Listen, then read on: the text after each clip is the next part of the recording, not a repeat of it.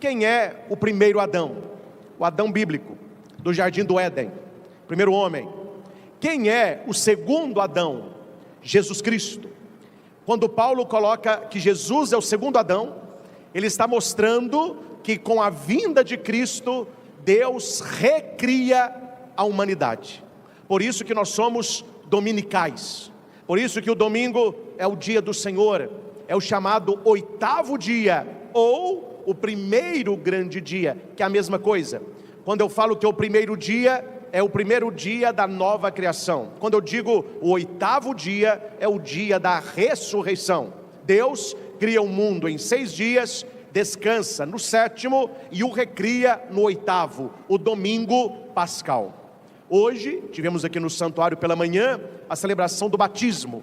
E nós temos aqui à minha direita, à esquerda de vocês, a pia batismal, que é um bojo. Ela lembra o útero da igreja, e através da água batismal vai gerando outros filhos. E liturgicamente, aquele bojo, como é o nosso, ele tem 8 lados.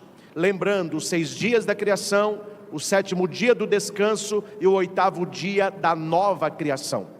A segunda leitura vai dizer no versículo 49: e como já refletimos, passado, a imagem do homem terrestre, assim também, futuro, refletiremos a imagem do homem celeste.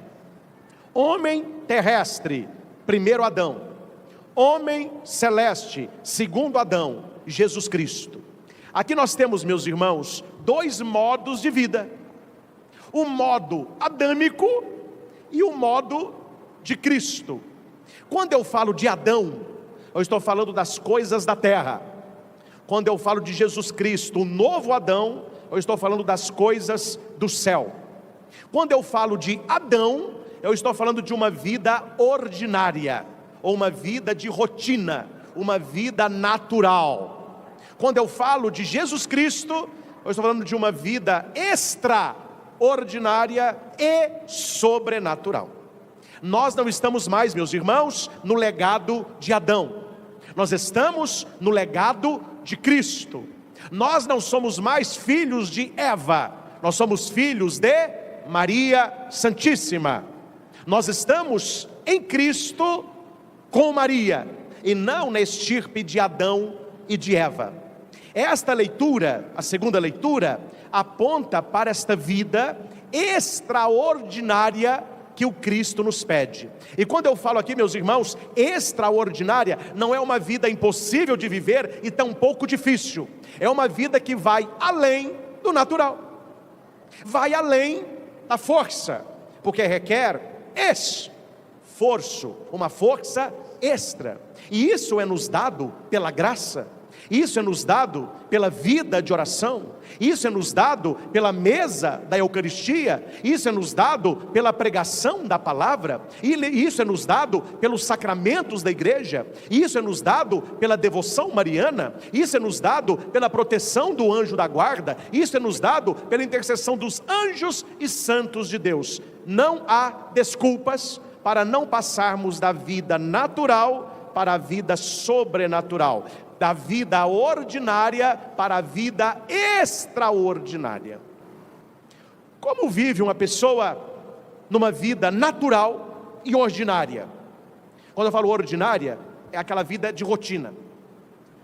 A pessoa vive assim: quem me ama, eu amo. Quem gosta de mim, eu também gosto. Quem não gosta de mim, eu também não gosto. Quem me faz o mal, eu também faço mal. Quem sorri para mim, eu sorrio. Quem me bate, apanha. É o doma lá da cá, olho por olho, dente por dente. Isso é Adão.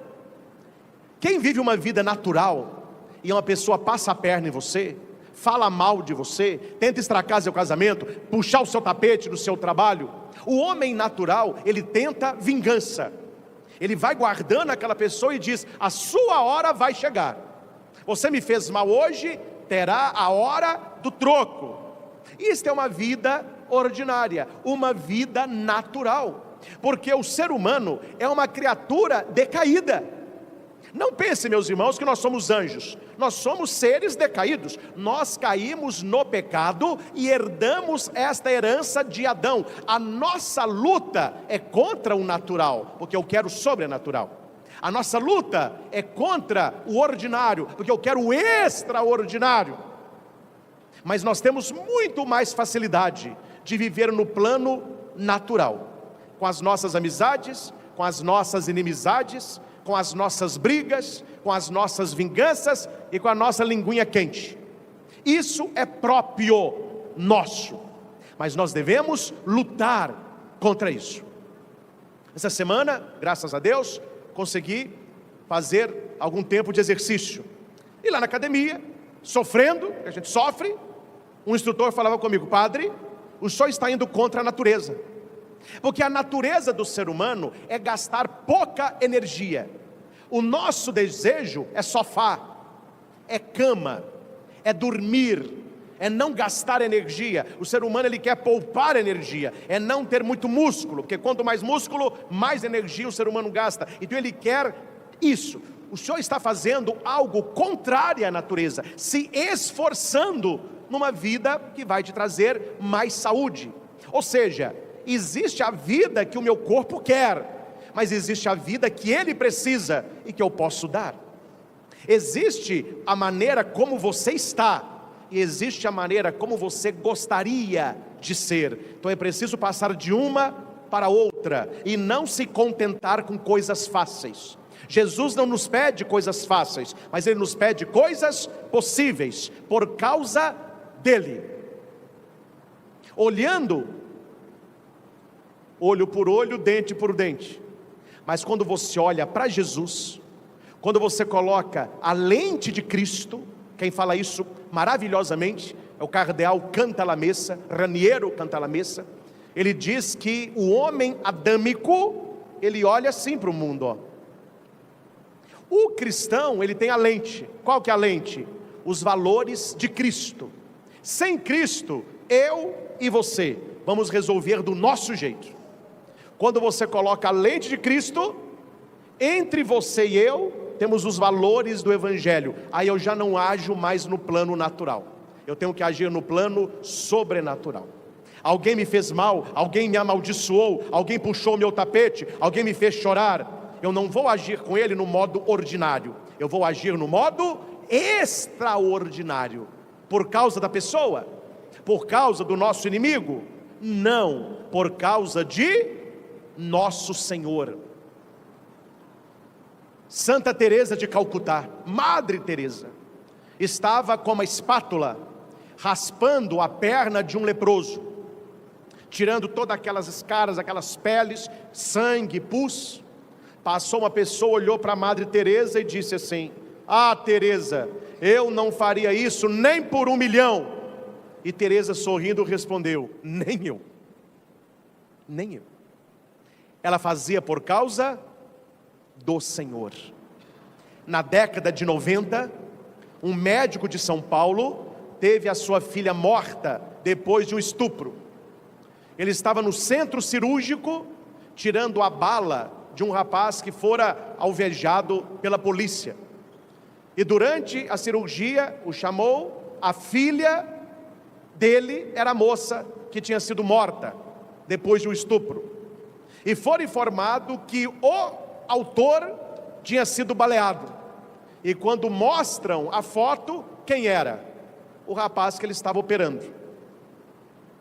Ele respira fundo, entra para a sala de cirurgia, faz a operação, salva o rapaz e depois vai chorar com a família. E eles perguntavam: como que você conseguiu, sabendo que era o algoz da sua filha?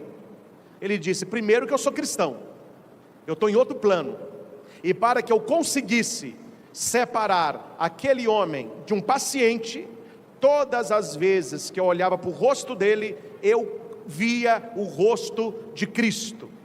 Eu não salvei aquele homem porque ele merecia, porque o que ele merecia era morrer, mas eu salvei aquele homem não por causa dele, mas por causa do Deus que eu sirvo. Uma vida natural, o que a gente faria com um homem desse? Numa vida ordinária, o que um cara desse merece? Pelo menos ser operado sem anestesia, né?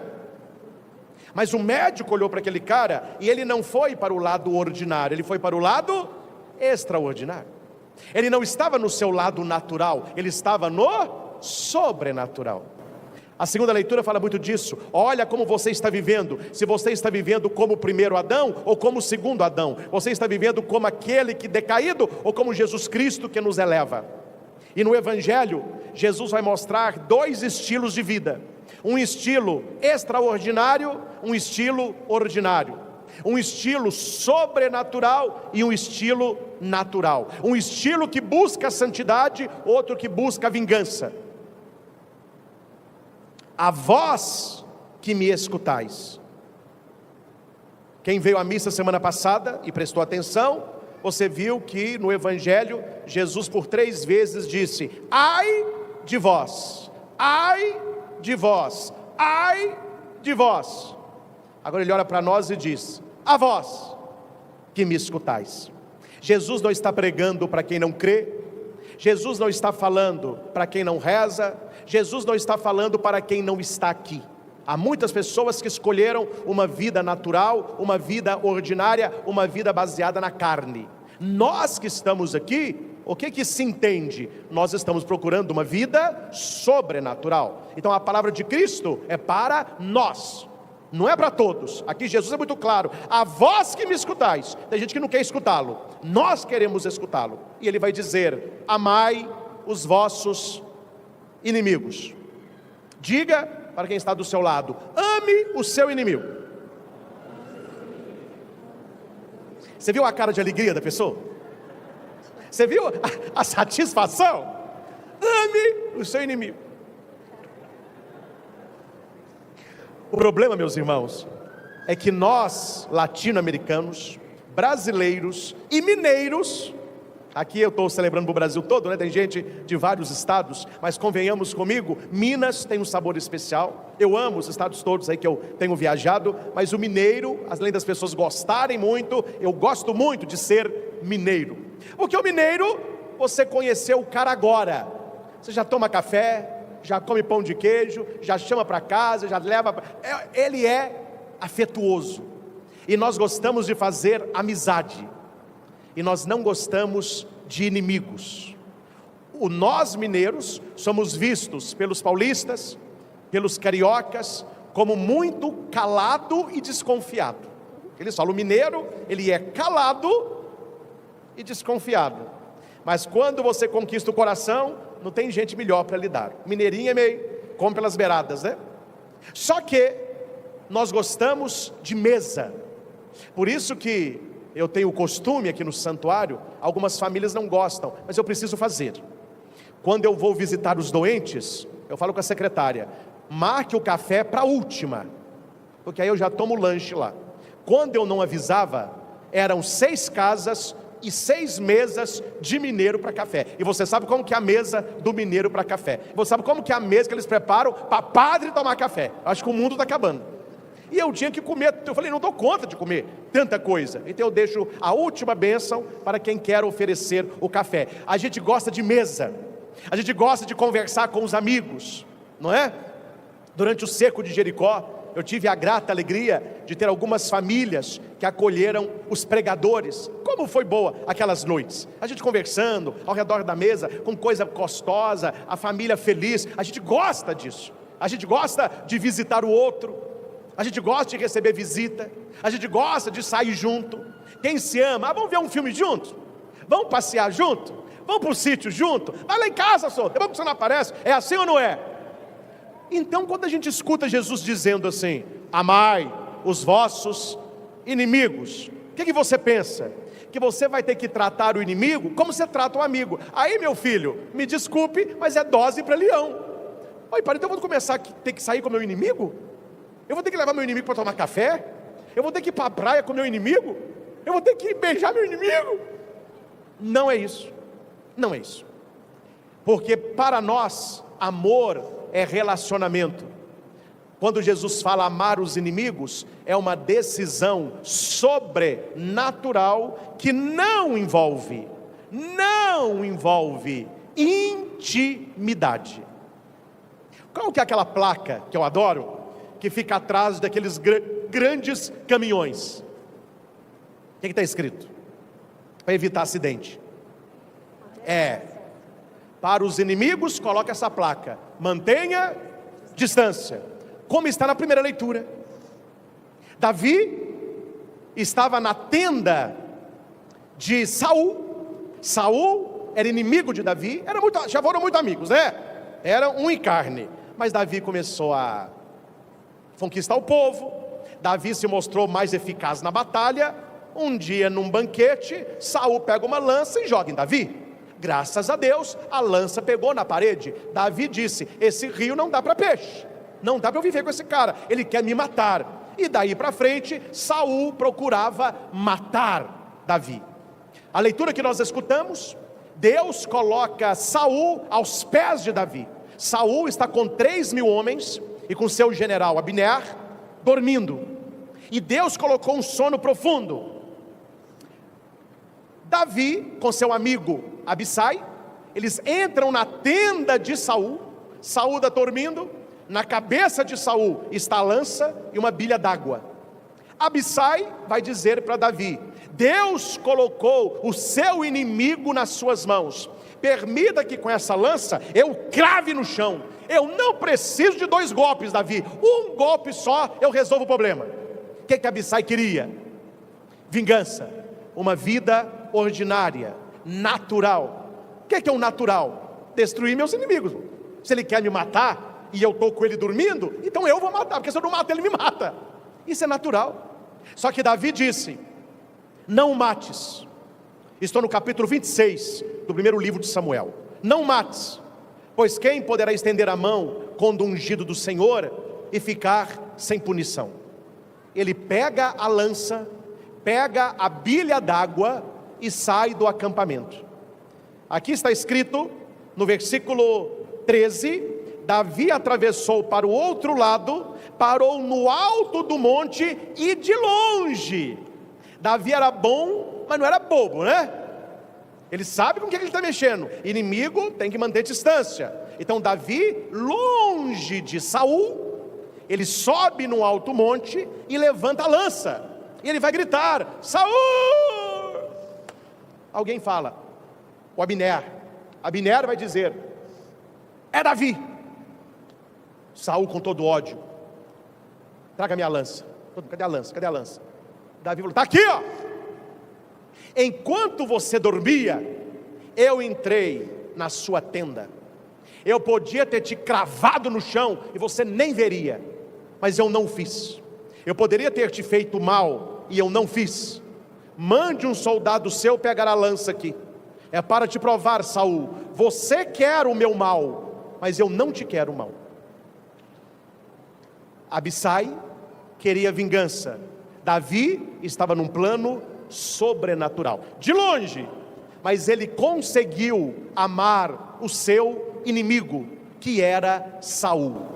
E minha pergunta é: Davi, por amar Saul, os dois passeavam juntos? Não.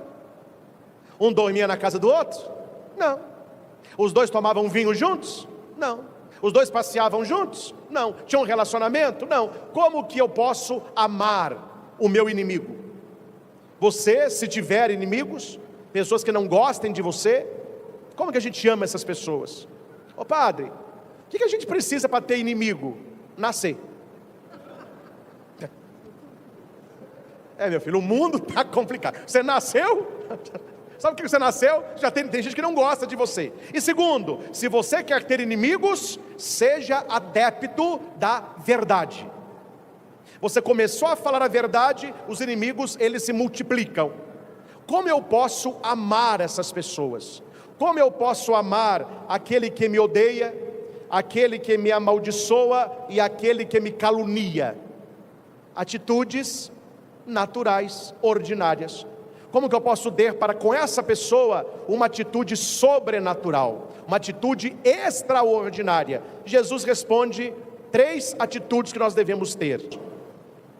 Nós vamos ler juntos para você guardar. E você de casa, marque aí na sua Bíblia. Eu estou em Lucas capítulo 6, versículo 27 e 28. No início do Evangelho: a vós que me escutais, eu digo, todos, amai os vossos inimigos. Repitamos: amai os vossos inimigos. Aqui eu coloco uma pergunta: como? Jesus responde dessas três maneiras. Primeira, fazei o bem aos que vos odeiam. Fazei o bem aos que vos odeiam. Segundo, bendizei os que vos amaldiçoam. bendizei quem vos amaldiçoam. Terceiro, rezai por aqueles que vos caluniam. resumidamente, como que eu amo meus inimigos? Podendo fazer o mal, não fazê-lo, fazer o bem. Não falar mal da pessoa e rezar por ela. Simples assim. Só isso. Você não precisa conviver com seu inimigo para amá-lo. Mas se você não fizer mal a ele, se você não falar mal dele, e se você rezar por ele, você está amando os seus inimigos, ou o seu inimigo, ou a sua inimiga. Não importa o que esta pessoa está fazendo para você, importa o que você está fazendo por ela. Por causa dela? Não, por causa de nosso Senhor. Versículo 31. Se você ama somente quem te ama, que recompensa você merece? Se você faz o bem para quem te faz o bem, que recompensa você merece? Se você empresta somente para quem você espera receber, que recompensa? Gente, isso é o natural é assim.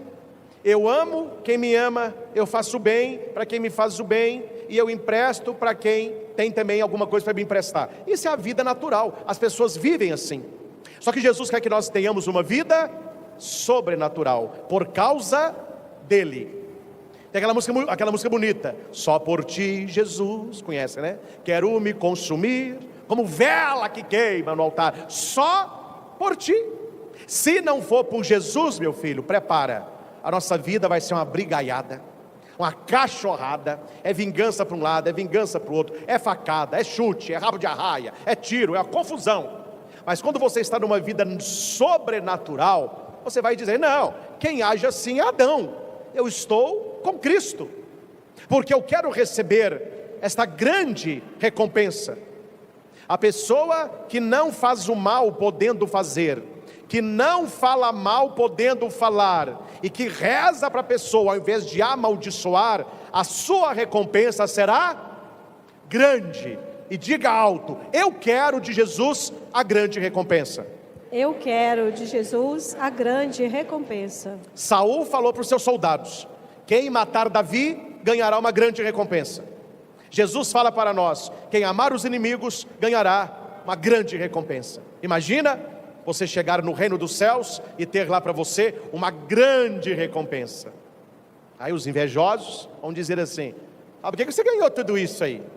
Você vai falar: porque eu podia ter feito mal e não fiz, eu podia ter falado mal e não falei, eu podia ter amaldiçoado e eu rezei. Está aqui a recompensa de Cristo para mim. Você viveu uma vida natural, não está ganhando nada. Eu vivi uma vida sobrenatural, estou ganhando tudo. Lá embaixo era bobo, aqui em cima eu sou santo. Decisão. Amar aqui neste texto lucano não é sentimento, mas é uma decisão por Jesus. Atitude concreta, e com isso finalizamos. Pense nos seus inimigos. E uma coisa importante, viu, gente? Tenha inimigo, mas não seja inimigo.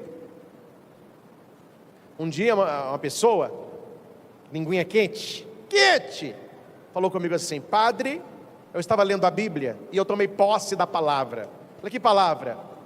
5.000 cairão à minha direita, 10.000 à minha esquerda, eu não serei atingido. Meu filho, cuidado, que na vida de muita gente está no meio dos 5.000, viu?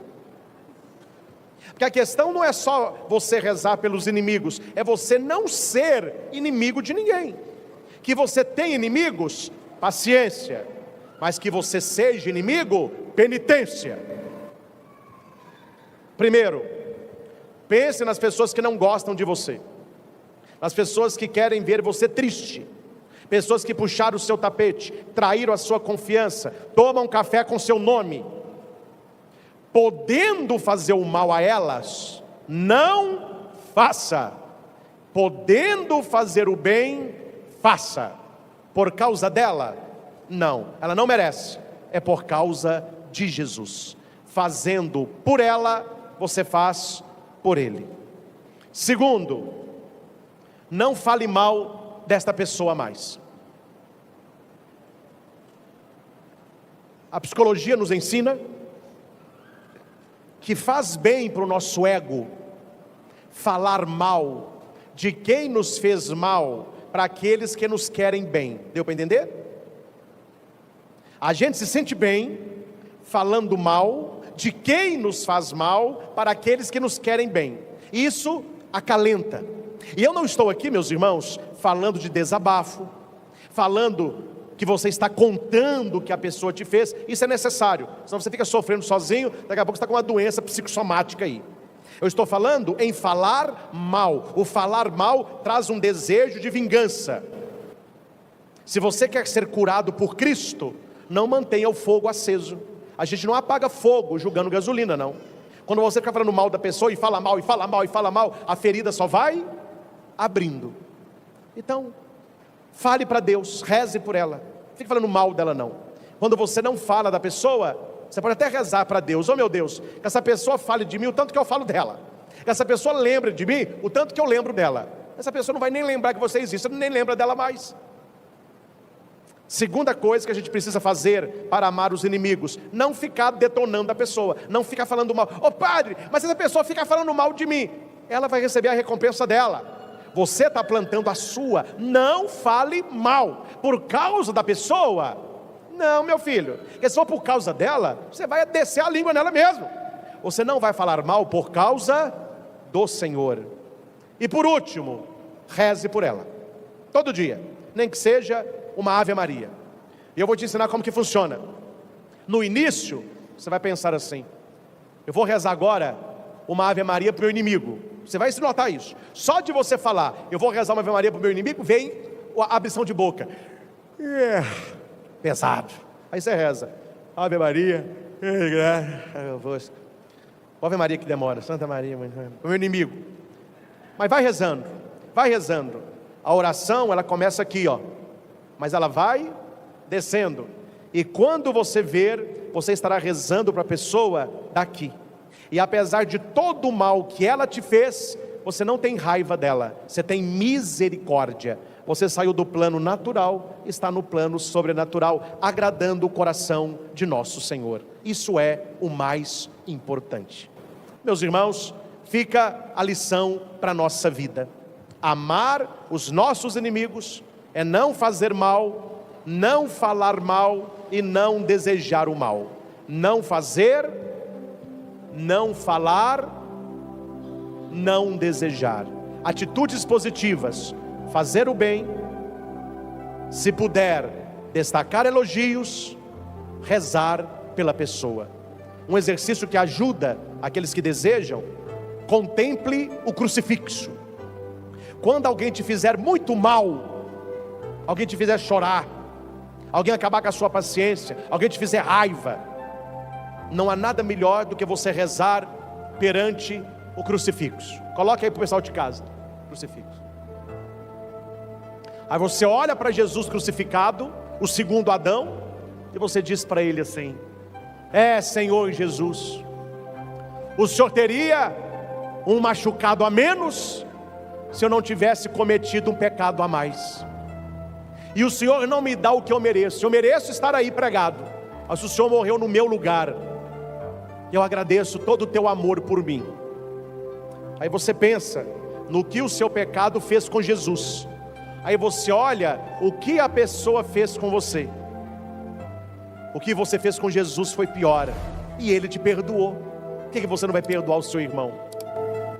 Lembra daquele caso de dois homens que deviam?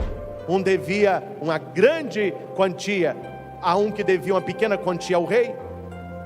Aquele que devia muito foi perdoado, mas ele não conseguiu perdoar quem devia pouco. Qual é o rei que nos perdoa? Jesus. Qual é a pequena quantia que eu não consigo perdoar? As atitudes dos meus inimigos. E como que termina o evangelho? Este cara é amarrado e jogado na prisão. Vai ficar aí até pagar o último tostão. Não saiu nunca mais, era uma dívida impagável. Me respondam, meus irmãos, como que eu vou pagar? Como que você vai pagar o que Jesus fez por nós? E recebam a palavra, viu? Se todos nós fôssemos santos, só você fosse o pecador, a história seria a mesma. Foi por você, foi por mim.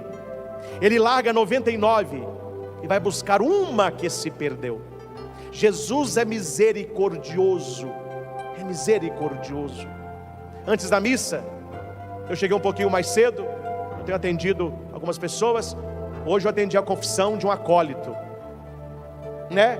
Vou contar seus pecados não, meu filho, mas fez uma boa confissão. E depois da confissão, menino bom de Deus, a gente subia aqui para celebrar a missa. Eu falava com ele assim: a gente tem que buscar as coisas de Deus mesmo. Você pediu a confissão, o padre escutou, você está leve, recebeu o perdão. Veja como Deus nos trata. Padre, eu fiz isso. Eu te perdoo de todos os seus pecados. Deus sempre nos perdoa. Aí a pessoa faz uma coisa com a gente, eu tenho que me vingar. Saia do natural, meu filho, vá para o sobrenatural. É só olhar para Ele. Senhor, as pessoas podem me fazer o que for, ninguém vai conseguir fazer comigo o que os meus pecados fizeram contigo. Então aqui resta-me 3 atitudes: não fazer o mal, não falar mal e rezar por esta pessoa. Assim você estará amando os inimigos por causa de Jesus. Amém? Entendeu? Agora ficou melhor, né? Amar o inimigo não é ter proximidade, mas é ter para com ele uma atitude que Cristo espera de cada um de nós. Convido você a fechar os seus olhos um instante. Você que está em casa, fecha os seus olhos agora. E como ninguém consegue ler o seu pensamento, traga agora à sua mente, ao seu coração, as pessoas que te fizeram mal.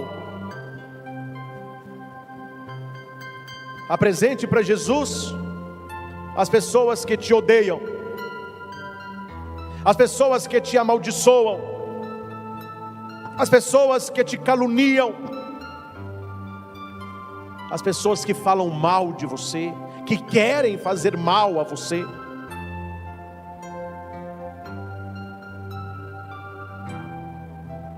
E trazendo essas pessoas, nós olhamos para Cristo crucificado e nós pedimos a Jesus: ajuda-me, Senhor, com a tua graça, com teu amor ágape, amor total, amor sacrificial. Ajuda-me, Jesus, a amar os meus inimigos. Ajuda-me, Senhor, a fazer o bem para aqueles que me odeiam, e podendo jamais fazer o mal. Ajuda-me, Senhor, a falar bem das pessoas que me amaldiçoam, e podendo nunca falar mal. E ajuda-me, Jesus, acima de tudo, a rezar pelas pessoas que me caluniam. É por ti, só por ti. Eu quero ser cada dia mais digno desta grande recompensa de ser um filho do Altíssimo. Eu não quero gastar a minha vida com vingança, como estava presente no coração de Abissai, o desejo de matar Saul, porque este queria matar Davi. Mas Davi, podendo fazer mal, ele escolhe fazer o bem. Ele poupou a vida de Saul. Podendo falar mal de Saul, Davi falou bem. Ele é ungido.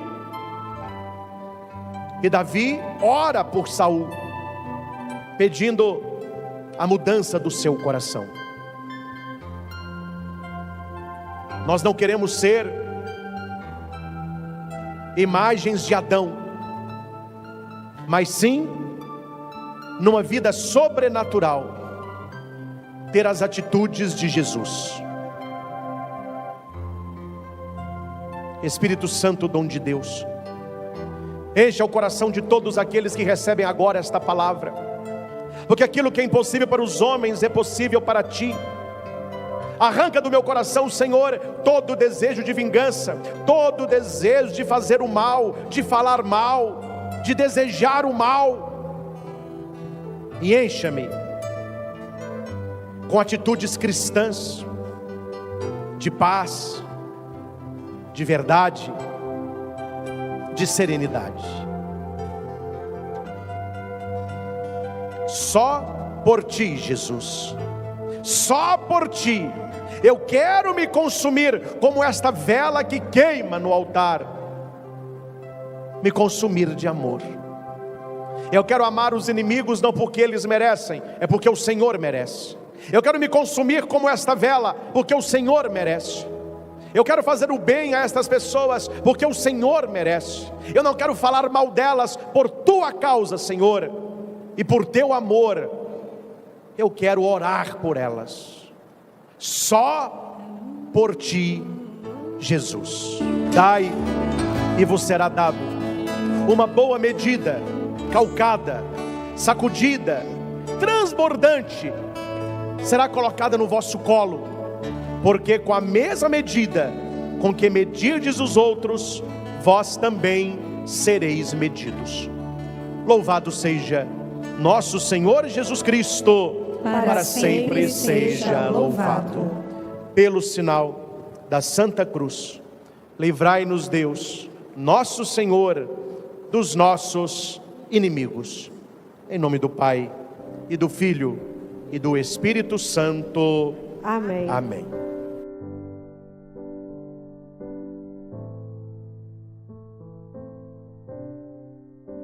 Em um mundo onde tantas vozes competem pela nossa atenção, onde cada dia parece mais acelerado e confuso, o ser humano moderno vai perdendo silenciosamente a capacidade de ouvir a si mesmo e, mais profundamente ainda, de ouvir a Deus.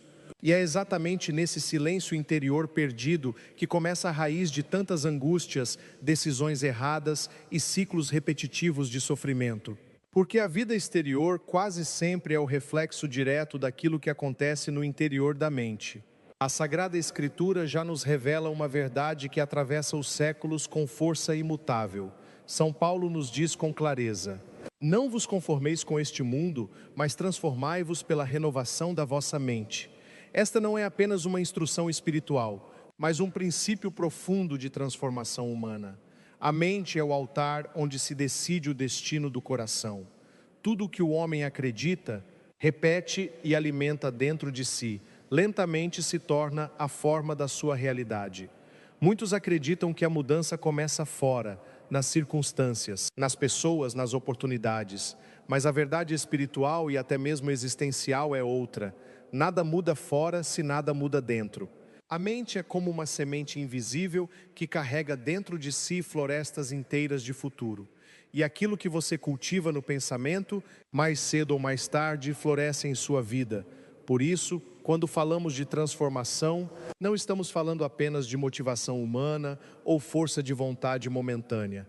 Estamos falando de uma renovação profunda, quase sagrada, onde o homem deixa de ser escravo dos seus pensamentos repetitivos e passa a ser cooperador da graça de Deus dentro da sua própria consciência.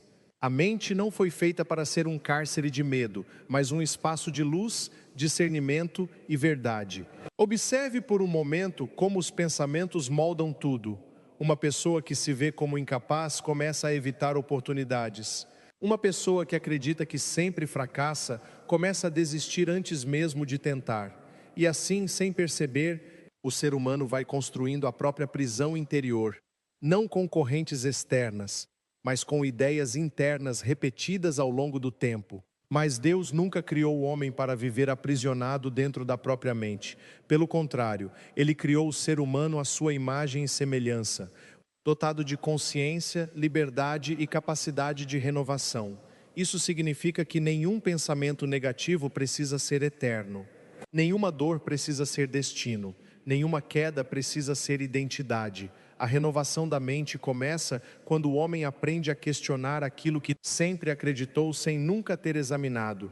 Quantas vezes você aceitou pensamentos que nunca vieram de Deus? Quantas vezes você chamou de verdade aquilo que era apenas medo disfarçado de certeza?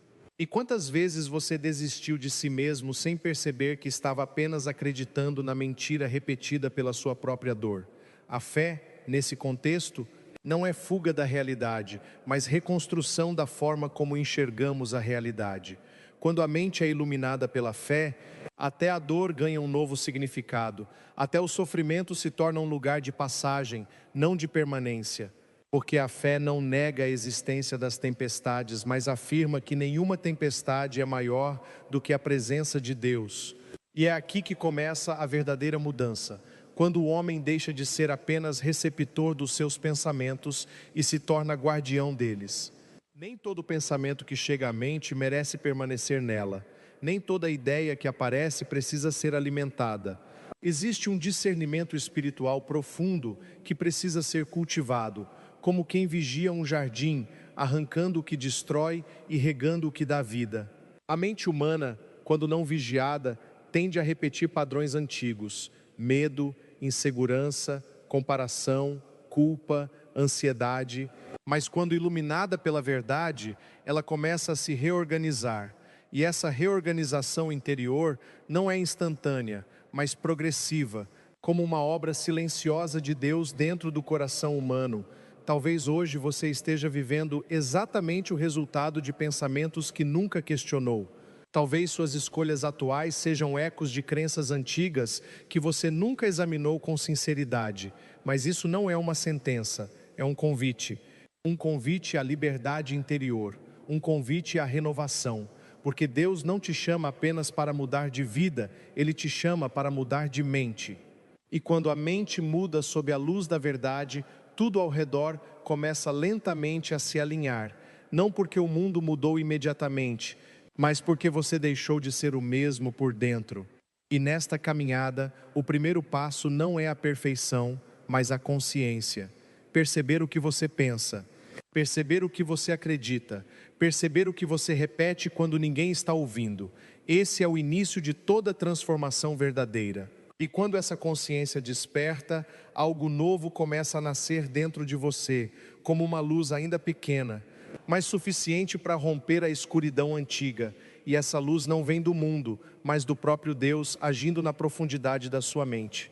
E é nesse ponto que uma nova jornada se inicia, onde cada pensamento se torna uma escolha e cada escolha se torna um caminho.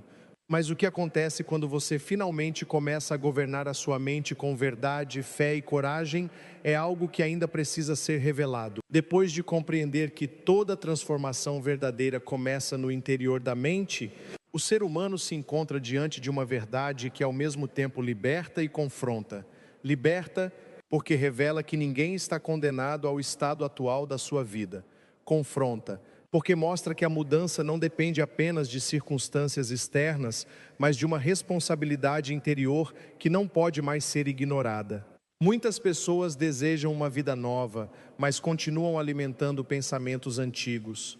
Querem resultados diferentes, mas repetem as mesmas crenças, os mesmos medos, as mesmas reações automáticas. E assim permanecem presas em um ciclo invisível, onde a mente pede mudança, mas a alma continua habitando velhos padrões. É aqui que a renovação da mente se torna um caminho espiritual profundo. Não se trata apenas de pensamento positivo, nem de motivação passageira, mas de uma verdadeira conversão interior. Uma mudança de direção da consciência, onde o homem deixa de ser guiado pelas emoções desordenadas e começa a ser iluminado pela verdade. Porque a mente humana, quando não é guiada pela verdade, torna-se facilmente um campo de conflito. Pensamentos de medo competem com pensamentos de esperança. Memórias de fracasso disputam espaço com possibilidades de futuro. E muitas vezes, o que vence não é o que é verdadeiro, mas o que é mais repetido. Por isso, a renovação da mente exige vigilância. Não uma vigilância ansiosa, mas uma consciência desperta. É aprender a observar o que se pensa, sem se tornar escravo de tudo o que se pensa. Nem todo pensamento que aparece dentro de você é uma verdade. Muitos pensamentos são apenas ecos do passado, feridas não curadas, experiências mal interpretadas ou medos que nunca foram confrontados. Quando o ser humano começa a perceber isso, algo extraordinário acontece. Ele começa a se separar dos seus pensamentos. Ele deixa de dizer, eu sou o meu medo, e começa a dizer, eu estou sentindo medo. E essa pequena mudança de linguagem já é um grande passo espiritual, porque revela que você não é prisioneiro daquilo que sente, mas observador daquilo que passa por você. A tradição cristã sempre ensinou, de formas diferentes, que o coração humano precisa ser guardado. Sobre tudo o que se deve guardar, guarda o teu coração, porque dele procedem as fontes da vida. E o coração, nesse sentido, não é apenas emoção, mas o centro interior onde pensamentos, decisões e desejos se encontram. Quando esse centro está desordenado, toda a vida se desorganiza. Mas quando esse centro é iluminado, até mesmo o caos externo perde o poder de destruir a paz interior. E é por isso que a renovação da mente não é apenas uma técnica de autoajuda, mas um processo espiritual profundo, onde o homem aprende a alinhar sua consciência com a verdade de Deus. Há um momento na vida de todo ser humano em que ele precisa decidir o que vai alimentar dentro de si, porque a mente não é neutra. Ela cresce na direção daquilo que recebe com mais frequência. Se você alimenta medo, ele cresce. Se você alimenta fé, ela também cresce. Se você alimenta dúvida, ela se fortalece. Se você alimenta esperança, ela se expande. E muitas vezes o problema não está na ausência de fé, mas na presença constante de pensamentos contrários à fé. É como tentar acender uma luz em um ambiente onde alguém insiste em apagar continuamente o interruptor. Por isso, a renovação da mente exige constância, repetição e escolha consciente. Não basta desejar pensar diferente.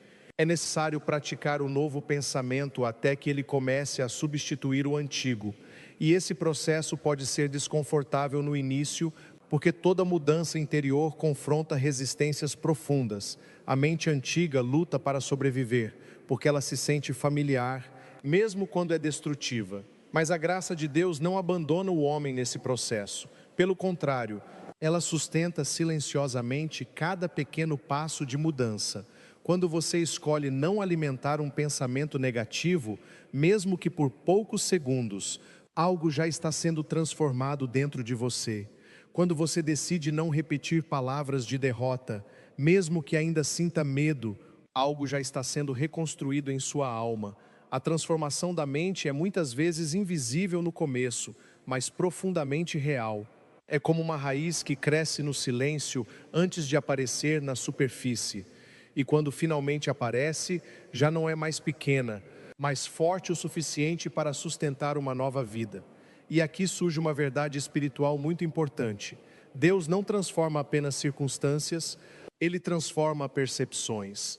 Porque duas pessoas podem viver a mesma situação e ainda assim experimentá-la de formas completamente diferentes. Uma pode ver destruição, outra pode ver oportunidade. Uma pode ver fim, outra pode ver recomeço. Isso mostra que a realidade externa não tem o poder absoluto sobre a vida humana. O que tem poder é a forma como essa realidade é interpretada dentro da mente. E é por isso que a renovação da mente é tão central na vida espiritual. Quando o homem começa a pensar com mais clareza, ele começa também a agir com mais sabedoria. E quando ele age com sabedoria, os caminhos começam a se abrir. Não porque tudo ficou fácil, mas porque ele deixou de estar internamente dividido. A mente dividida paralisa. A mente renovada avança, a mente dominada pelo medo hesita, a mente iluminada pela fé caminha. E cada pequeno passo nessa direção constrói uma nova história interior. Mas esse processo não acontece de forma automática, ele exige decisão diária. Exige coragem para interromper ciclos antigos, exige humildade para reconhecer pensamentos errados. E exige perseverança para continuar mesmo quando os resultados ainda não são visíveis. E talvez este seja o maior desafio. Confiar na transformação que ainda não se vê. Permanecer firme na mudança interior, mesmo quando o exterior ainda parece o mesmo. Mas é exatamente aqui que a fé se torna viva, porque fé não é apenas acreditar no que já aconteceu, mas confiar no que ainda está sendo formado no invisível. E enquanto você permanece nesse caminho, algo profundo começa a mudar dentro de você sem que você perceba totalmente. A ansiedade perde força, o medo começa a perder voz, e uma nova clareza começa a nascer, como uma luz suave que vai ocupando o espaço da confusão antiga. E é nesse ponto que a jornada se aprofunda ainda mais, porque não se trata apenas de mudar pensamentos, mas de permitir que a própria identidade seja renovada pela verdade que vem de Deus. Quando a alma humana começa a perceber que a transformação da vida depende da transformação da mente, um novo nível de responsabilidade interior se abre diante dela. Já não é mais possível viver de forma inconsciente, repetindo padrões antigos sem reflexão. Agora existe um chamado silencioso, profundo e constante para a vigilância do pensamento, para a purificação interior e para a reconstrução da forma como se enxerga a própria existência. Este processo não é rápido nem superficial.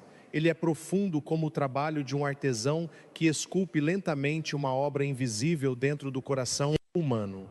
Porque mudar a mente não é apenas substituir pensamentos negativos por pensamentos positivos, mas aprender a habitar uma nova consciência, uma nova forma de perceber a vida, Deus e a si mesmo.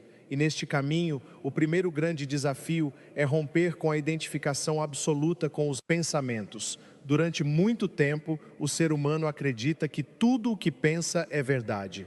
Mas a maturidade espiritual começa quando ele entende que pensamentos são apenas movimentos internos, não definições definitivas da realidade. Existe uma diferença essencial entre ter um pensamento e ser esse pensamento. E essa diferença muda tudo. Porque quando você acredita que você é o seu medo, você se torna prisioneiro dele. Mas quando você entende que você está apenas experimentando o medo, você já começou a se libertar dele. Essa consciência é o início da liberdade interior. E a liberdade interior é o terreno onde Deus trabalha com mais profundidade na alma humana. Porque Deus não força a mente, Ele a ilumina. Ele não invade os pensamentos, Ele os transforma pela verdade. A tradição cristã sempre reconheceu essa batalha invisível dentro do ser humano. Não uma batalha contra pessoas, mas contra pensamentos desordenados, ilusões, medos e enganos que tentam ocupar o lugar da verdade. E é por isso que a renovação da mente não é opcional, mas essencial para uma vida espiritual saudável. Quando a mente está desordenada, até mesmo a fé se torna confusa. A pessoa começa a acreditar em Deus, mas continua sendo governada pelo medo. Ela ora, mas pensa como se estivesse sozinha. Ela confia, mas vive como se tudo dependesse apenas de si mesma. Existe uma divisão interior que impede a experiência plena da paz. Mas quando a mente começa a ser renovada, essa divisão começa a desaparecer. O pensamento e a fé começam a caminhar juntos. A confiança deixa de ser apenas um conceito e se torna uma realidade vivida. E a presença de Deus começa a ser percebida não apenas nos momentos de oração, mas também nas decisões simples do cotidiano. A mente renovada não elimina os desafios da vida, mas muda completamente a forma como eles são enfrentados. O que antes parecia um obstáculo intransponível começa a ser visto como um caminho de crescimento. O que antes gerava desespero, começa a gerar discernimento. O que antes paralisava, começa a impulsionar. Isso acontece porque a mente renovada não reage apenas às circunstâncias, ela interpreta a partir da verdade. E a verdade, quando acolhida profundamente, reorganiza toda a estrutura interior do ser humano. É importante compreender que esse processo não significa ausência de luta. Pelo contrário, muitas vezes a luta interior aumenta no início porque os antigos padrões resistem à mudança. A mente acostumada ao medo não desaparece facilmente. Ela tenta retomar o controle, tenta convencer novamente, tenta repetir antigos argumentos. Mas cada vez que você escolhe não acreditar nesses pensamentos antigos, algo enfraquece dentro deles.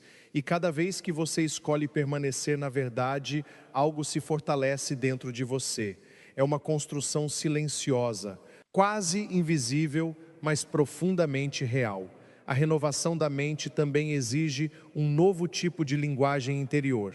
As palavras que você usa dentro de si mesmo moldam sua percepção. Se você constantemente se chama de incapaz, seu interior começa a aceitar essa identidade. Se você se chama de fraco, essa ideia começa a criar raízes.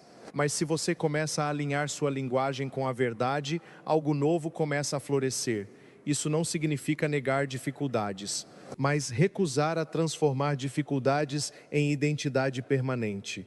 Existe uma diferença entre dizer, estou passando por um momento difícil, e dizer, eu sou um fracasso. Uma frase descreve uma situação, a outra define uma identidade. E é essa diferença que determina o rumo da mente. A palavra de Deus também nos ensina isso de forma profunda. Quando Cristo fala, Ele não apenas descreve, Ele recria a realidade. Levanta-te e anda. Teus pecados estão perdoados. A tua fé te salvou. Cada palavra é uma semente de transformação. E o ser humano, criado à imagem de Deus, também carrega em si esse poder de palavra, embora de forma participada e dependente da graça. Por isso, a renovação da mente inclui também a renovação da fala.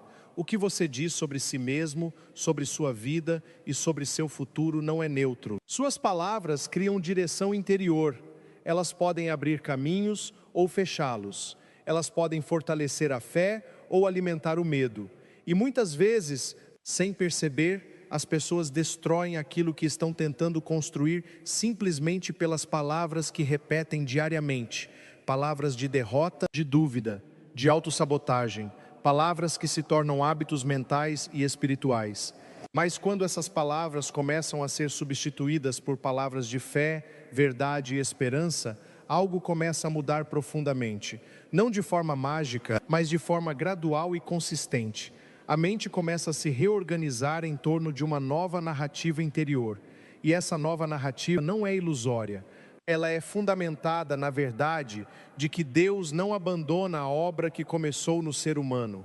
Mesmo quando tudo parece lento, mesmo quando os resultados ainda não são visíveis, existe uma ação silenciosa acontecendo dentro da alma.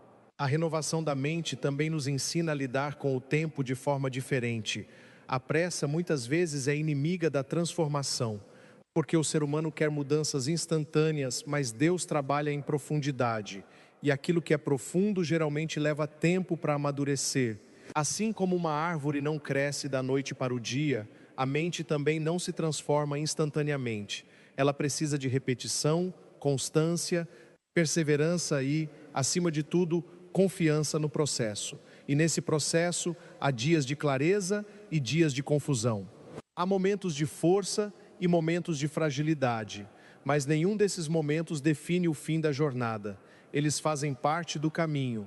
A mente renovada aprende a não ser dominada pelas oscilações emocionais, mas a permanecer ancorada em algo mais profundo. E esse algo mais profundo é a verdade de Deus, que permanece constante mesmo quando tudo dentro de nós parece instável. E à medida que essa verdade começa a se enraizar, algo novo surge. Uma paz que não depende das circunstâncias. Uma estabilidade interior que não vem do controle externo, mas da confiança interior.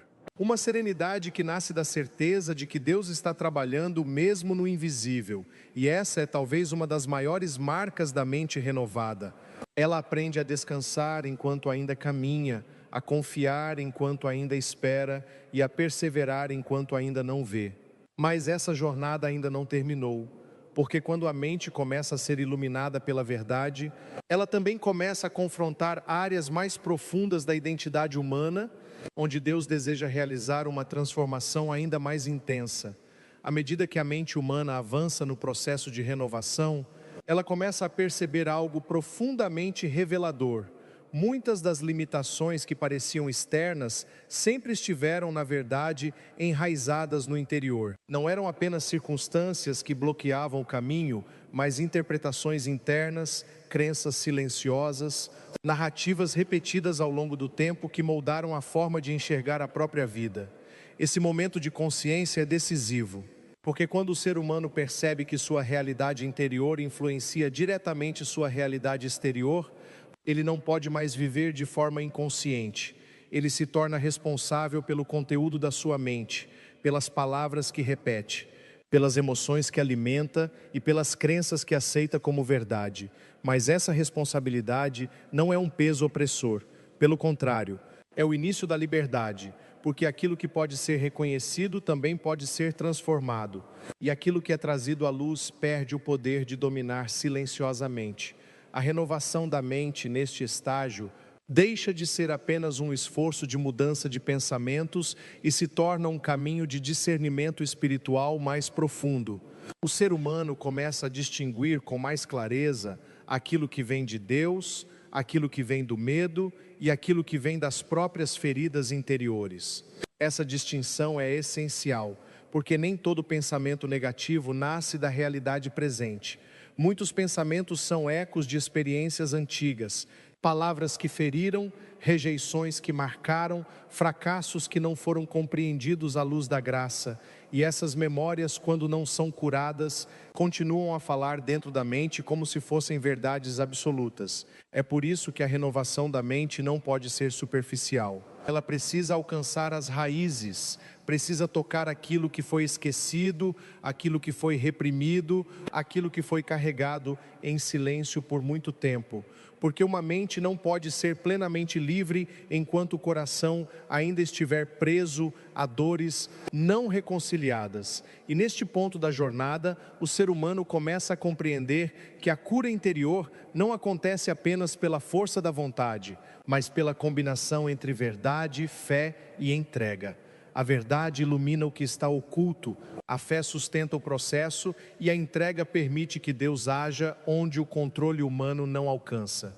Existe um momento em que o ser humano percebe que não pode mais carregar tudo sozinho dentro da mente. Pensamentos acumulados, preocupações constantes, cenários futuros imaginários, medos antecipados, tudo isso cria um peso invisível que consome energia interior. E esse peso não é apenas psicológico, mas também espiritual. A renovação da mente convida então a uma forma mais profunda de confiança.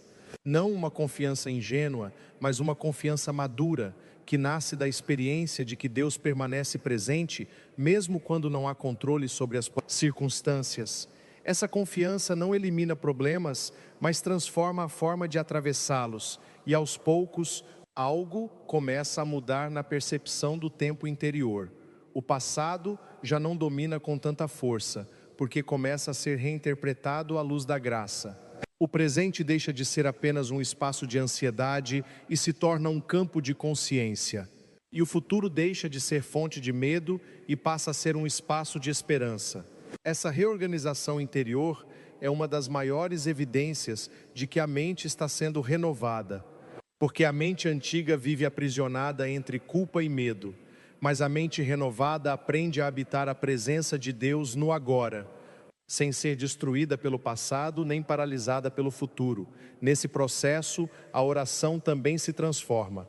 Ela deixa de ser apenas um pedido e se torna uma comunhão.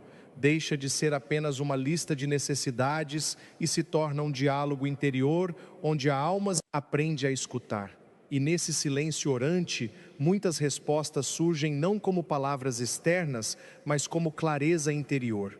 A mente renovada começa também a perceber que nem toda batalha precisa ser enfrentada com força humana. Algumas batalhas são vencidas pela rendição. Não rendição ao fracasso, mas rendição à vontade de Deus. Porque há situações que só podem ser transformadas quando o controle é entregue. E essa entrega não é desistência, mas maturidade espiritual. É o reconhecimento de que a vida não está sob domínio absoluto da mente humana, mas sob a providência divina. E essa providência age muitas vezes de forma silenciosa, invisível, mas profundamente eficaz. Enquanto isso, no interior do ser humano, pensamentos continuam surgindo, mas a diferença agora é que eles já não possuem o mesmo poder de antes. Eles são observados, discernidos e, quando necessário, deixados passar sem serem alimentados. A mente deixa de ser um campo de batalha constante e começa a se tornar um espaço de vigilância pacífica. Esse estado de vigilância não é tensão, mas consciência. É como uma luz acesa dentro do interior, iluminando aquilo que antes estava no automático. E essa luz não vem da força humana, mas da presença de Deus que habita silenciosamente no coração renovado. Aos poucos, a identidade interior também começa a mudar. A pessoa já não se define apenas por seus erros, nem apenas por seus fracassos, nem apenas por suas limitações. Ela começa a perceber que sua identidade é maior do que suas circunstâncias, e essa percepção muda profundamente a forma de viver. Porque quando alguém acredita que é apenas o seu passado, ele fica preso nele. Mas quando alguém entende que sua vida está em processo de transformação, ele começa a caminhar com esperança. E essa esperança não é uma emoção passageira, mas uma convicção interior sustentada pela fé. A mente renovada também aprende a lidar com a comparação. Um dos maiores inimigos da paz interior é olhar para a vida dos outros e medir a própria existência a partir disso. Mas quando a mente começa a ser curada, a comparação perde força, porque a pessoa entende que cada vida tem um tempo, um caminho e uma graça própria. E nesse entendimento nasce uma forma mais simples e profunda de viver, menos necessidade de aprovação externa, menos dependência de validação, mais liberdade interior para ser aquilo que Deus está chamando cada pessoa a ser. Mas essa liberdade não vem de uma vez, ela é construída aos poucos, como uma casa edificada sobre fundamentos sólidos. E cada pensamento escolhido, cada emoção discernida, cada palavra transformada contribui para essa construção interior. A renovação da mente também ensina que nem tudo precisa ser resolvido imediatamente. Existem processos que exigem paciência, existem respostas que vêm com o tempo, existem curas que acontecem em silêncio, sem sinais visíveis imediatos, e confiar nesse processo é um ato profundo de fé, porque é acreditar que mesmo quando nada parece acontecer externamente, algo está sendo transformado internamente, e assim o ser humano começa a caminhar de forma mais leve, não porque a vida ficou mais fácil, mas porque o peso interno começou a diminuir. E essa leveza não é ausência de problemas, mas presença de Deus no interior da mente. E nesta etapa da jornada, algo ainda mais profundo começa a emergir, porque a mente renovada não apenas transforma a forma de pensar, mas começa a abrir espaço para uma nova percepção da presença divina em todas as coisas. À medida que a mente humana chega ao ponto mais profundo do processo de renovação, algo silencioso e extraordinário começa a acontecer. Não é um evento externo, não é uma mudança visível imediata, mas uma transformação interior que altera completamente a forma como a realidade é percebida. A vida, que antes parecia fragmentada, confusa e cheia de incertezas, começa a se revelar como um caminho misteriosamente guiado por uma presença maior, constante e fiel. Neste estágio, o ser humano começa a compreender que a renovação da mente não é apenas sobre controle de pensamentos, mas sobre comunhão com uma verdade mais elevada. A mente não foi criada para ser um centro autônomo de ansiedade, mas um espaço aberto à luz de Deus, onde a verdade pode habitar, orientar e sustentar cada decisão interior. E quando essa verdade começa a habitar profundamente a consciência, a forma de enxergar tudo muda. O sofrimento já não é interpretado como abandono, mas como processo.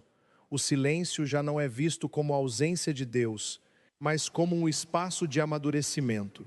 A espera já não é um vazio angustiante, mas um tempo sagrado de formação interior. A mente renovada, então, a descansar sem desistir, a confiar sem controlar e a caminhar sem ansiedade. Esse descanso interior não é passividade, mas uma forma elevada de confiança espiritual. É o momento em que o ser humano percebe que não precisa mais carregar sozinho o peso da própria existência, porque durante muito tempo a mente tenta resolver tudo, antecipar tudo, controlar tudo, e nesse esforço constante ela se desgasta, se fragmenta e se afasta da paz. Mas quando ela é iluminada pela graça, ela começa a entender que existe uma sabedoria maior conduzindo a história da vida, mesmo quando essa história ainda não está totalmente compreendida. Essa percepção gera uma mudança profunda na forma de viver o presente. O agora deixa de ser um campo de ansiedade e se torna um espaço de encontro com Deus. Cada respiração passa a ter um novo significado. Cada pequeno gesto cotidiano começa a ser vivido com mais consciência, mais gratidão e mais presença interior. A mente renovada também aprende a reconhecer a presença de Deus não apenas nos momentos extraordinários, mas principalmente na simplicidade do cotidiano. No silêncio da manhã, na rotina do trabalho, nas pequenas decisões, nas conversas simples, na quietude do coração. Tudo começa a ser permeado por uma percepção sutil, mas constante, de que Deus não está distante, mas profundamente próximo. E essa proximidade transforma tudo, porque quando o ser humano percebe que não está sozinho, o medo perde força. Quando percebe que não está abandonado, a insegurança enfraquece. E quando percebe que sua vida está envolvida por uma presença amorosa e constante, a confiança começa a florescer naturalmente. Neste ponto da jornada, a oração também se torna mais profunda. Ela já não é apenas palavras dirigidas ao céu, mas um estado de consciência contínua. A mente começa a orar mesmo em silêncio. O coração começa a descansar mesmo em meio às tarefas. A alma começa a permanecer em Deus mesmo enquanto vive no mundo. E essa união interior gera uma paz que não depende de circunstâncias externas. É uma paz que permanece mesmo quando as respostas ainda não chegaram. É uma paz que sustenta mesmo quando o caminho ainda é incerto. É uma paz que não vem do controle, mas da confiança. A renovação da mente também revela algo essencial, que a verdadeira liberdade não está em fazer tudo o que se deseja, mas em não ser escravo dos próprios pensamentos. Um ser humano livre não é aquele que nunca sente medo, mas aquele que não é dominado pelo medo. Não é aquele que nunca duvida, mas aquele que não permite que a dúvida governe sua vida. E essa liberdade interior é uma das maiores graças que o ser humano pode experimentar, porque ela devolve ao coração a capacidade de escolher, de confiar, de recomeçar e de viver com autenticidade diante de Deus. Nesse estado de consciência, até mesmo os erros do passado começam a ser vistos com outro olhar. Eles já não são correntes que prendem, mas lições que amadurecem. A culpa perde seu poder destrutivo quando é iluminada pela misericórdia. E a alma começa a entender que Deus não desperdiça nenhuma história, nem mesmo aquelas marcadas por quedas e fragilidades. A mente renovada também aprende a olhar para o futuro sem medo. Não porque tudo será fácil, mas porque existe uma confiança profunda de que Deus continua conduzindo cada passo. O futuro deixa de ser um território desconhecido e ameaçador, e passa a ser um espaço de esperança, mesmo que ainda não seja totalmente visível. E nesse caminho, o ser humano descobre algo essencial, que a transformação mais profunda não é apenas mudar o que se pensa, mas mudar a forma de estar no mundo. É viver com mais presença, mais consciência, mais gratidão e mais abertura à ação de Deus em cada detalhe da vida. A vida espiritual, então, deixa de ser algo separado da vida cotidiana. Ela se torna a própria forma de viver. Não há mais separação entre o sagrado e o comum, porque tudo começa a ser vivido sob a luz da presença divina. O trabalho, o descanso, as relações, as decisões, tudo se torna lugar de encontro com Deus.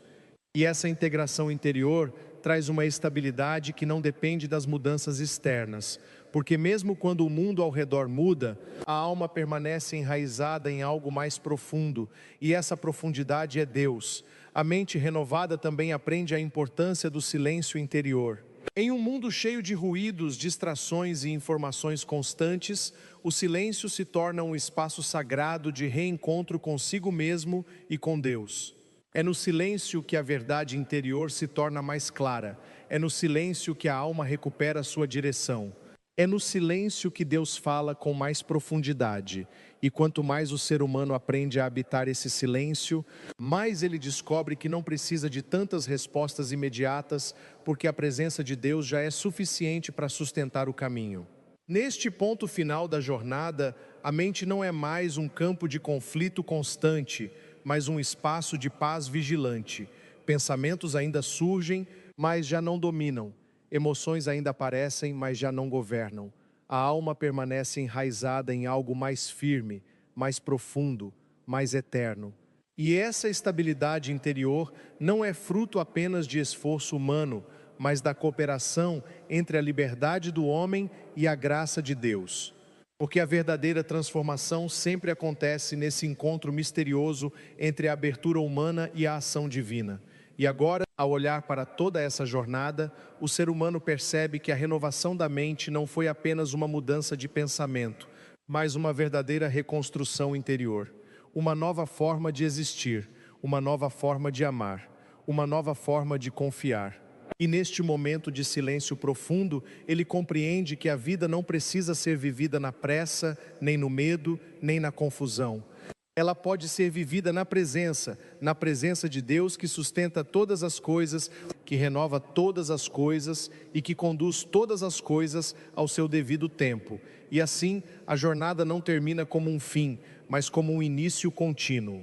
Porque uma mente renovada não chega a um ponto final de transformação, mas entra em um caminho permanente de crescimento, profundidade e comunhão com Deus. E neste silêncio sagrado, onde tudo finalmente encontra repouso, resta apenas uma verdade simples e eterna. Quando a mente se alinha com Deus, a vida inteira encontra o seu verdadeiro sentido, a sua verdadeira paz e a sua verdadeira luz. Agora permaneça em silêncio interior e deixe que essa paz, que excede todo o entendimento, guarde o seu coração e a sua mente em Cristo Jesus.